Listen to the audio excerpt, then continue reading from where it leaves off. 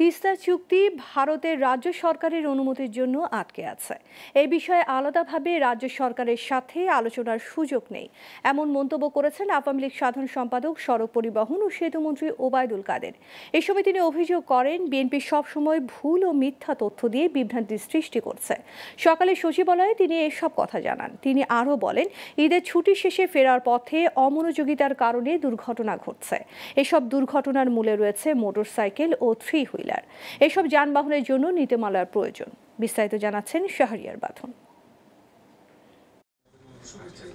বুধবার সচিবালয়ে সাংবাদিকদের সাথে মতবিনিময় করেন আওয়ামী লীগ সাধারণ সম্পাদক ওবায়দুল কাদের। শুরুতেই সেতুমন্ত্রী বলেন, এবারের ঈদ যাত্রা স্বস্তিতে হয়েছে, আনন্দ উল্লাসে ঈদ উদযাপন করেছে দেশের জনগণ। তিনি বলেন, অমনোযোগী হওয়ার কারণে ঈদের ফিরতি যাত্রায় দুর্ঘটনা ঘটেছে। এসব দুর্ঘটনার মূলে ছিল মোটরসাইকেল এবং থ্রি হুইলার, ফলে শৃঙ্খলা চরম নষ্ট হচ্ছে। এজন্য শিগগিরই নীতিমালা করা প্রয়োজন।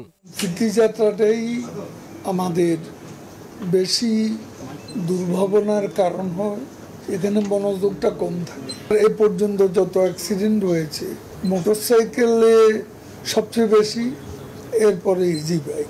এখন বেপরোয়া ড্রাইভিংও আছে, কাজে এখানে একটা সুস্পষ্ট নীতিমালা থাকা প্রয়োজন।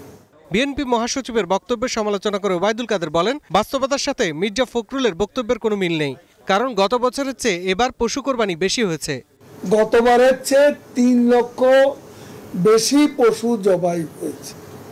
কোনো হিসেবেই তো ফখরুল সাহেবের বক্তব্য মেলে না।